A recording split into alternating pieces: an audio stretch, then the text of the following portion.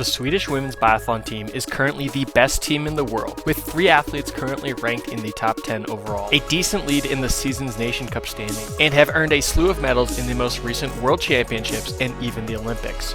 But it didn't always used to be this way.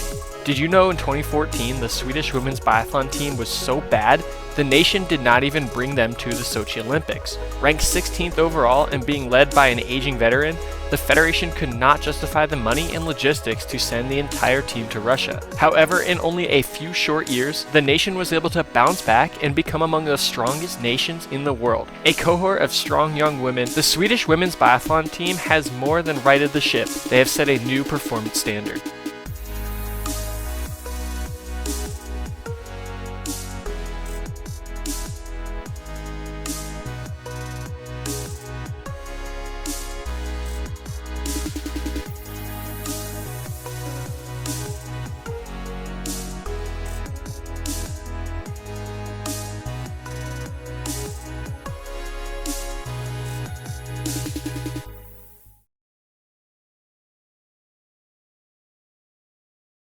I'd like to take a moment to thank my supporters on Patreon. A lot of time and research goes into producing videos like these. Check the link in the description down below to see how you can support this channel and be entitled to exclusive perks such as early access to videos, exclusive content, and more.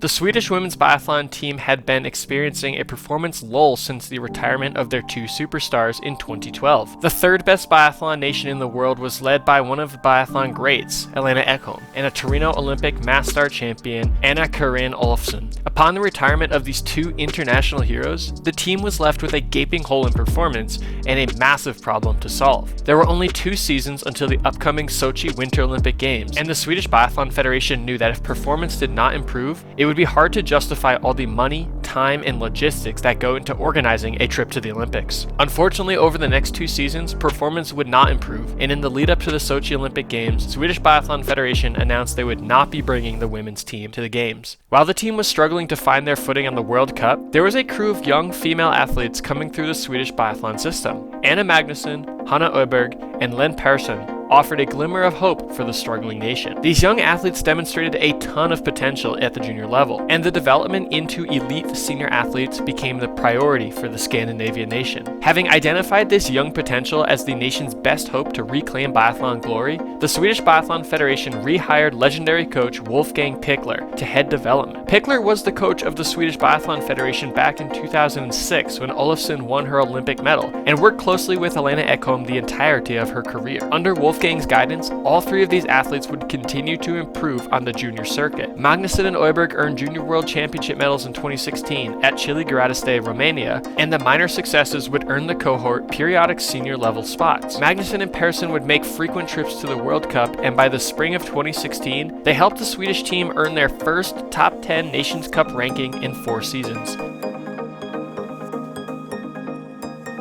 Hanna Oeberg burst onto the scene by earning a 7th place in her World Cup debut at the 16-17 season opener individual competition in Östersund, Sweden. While full of emotion and excitement from performing so well in front of her home crowd, this would be but a foreshadow of the success that the trio was going to bring to the nation. Only 21 years old, these 3 athletes would continue to see periodic success on the World Cup, with several top 20 and even the occasional top 10 result. They began establishing their footing at biathlon's highest stage, and the nation began seeing progress towards re-earning elite status. Finishing the 2017 season ranked 7th overall, the nation that did not send an Olympic team to Sochi 4 years prior was now positioning themselves to reclaim Olympic status. But where was this success coming from?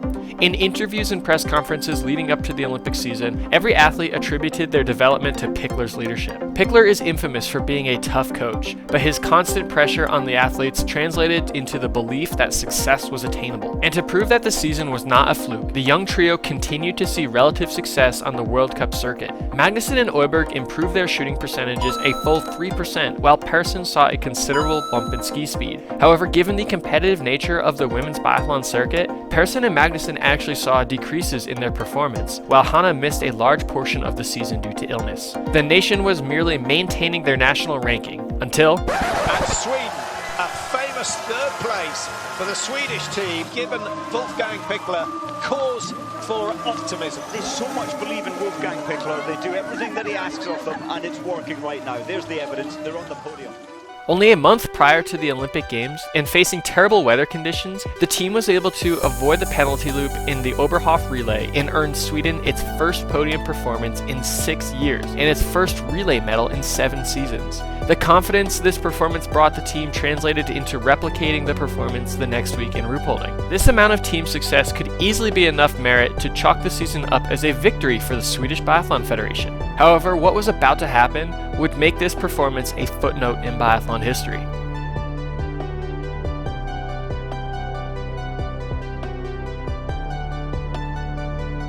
As the world convened in Pyeongchang, South Korea, the biathlon event kicked off with the sprint and pursuit competitions. Like her World Cup debut, Hanna Oeberg burst onto the scene with a 7th place finish in her first Olympic competition. This success would be followed up with even better 5th place result in the pursuit, fueled by very strong skiing and clean standing shooting, while others faltered. Linn Persson would ride the momentum of the success with a 11th place finish in the individual race. However, this was overshadowed by Hanna's Olympic victory, when she shot 20 for 20, her first clean 4-stage race of her career. While this individual success caused jubilation within the Swedish biathlon team, the final test was coming in the form of the team relay. Having earned 2 podiums in the 2 previous relay competitions, Sweden was eager to see what they could do in the relay.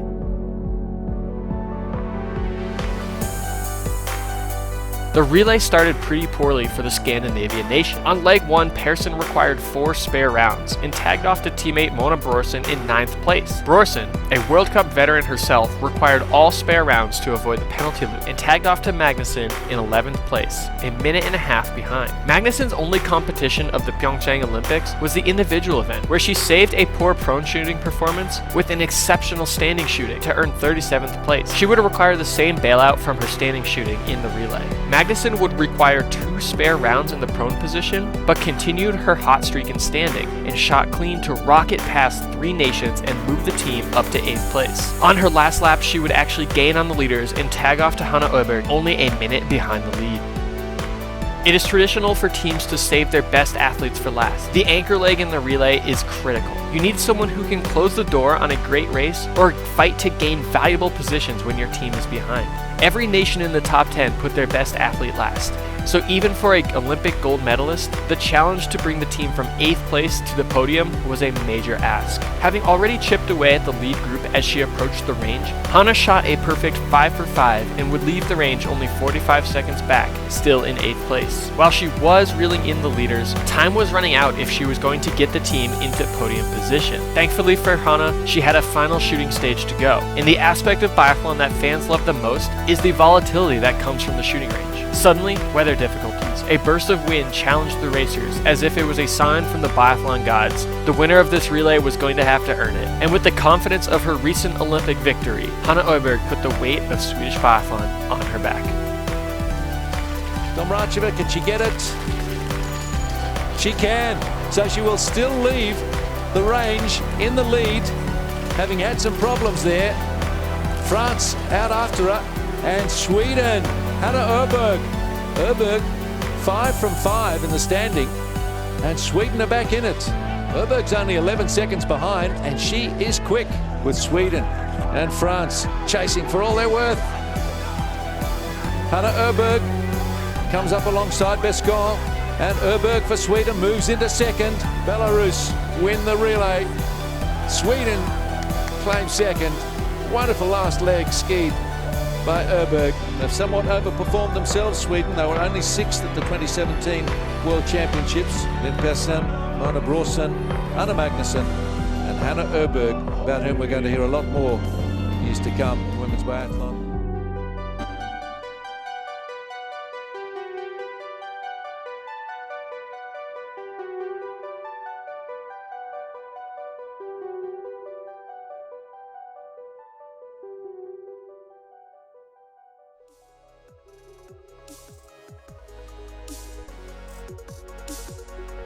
In the seasons following the Pyeongchang Olympics, Sweden would continue to improve on the World Cup. Hanna's younger sister Elvira would join the squad in 2019 and propel the team up to 2nd in the world, right behind their Scandinavian rivals.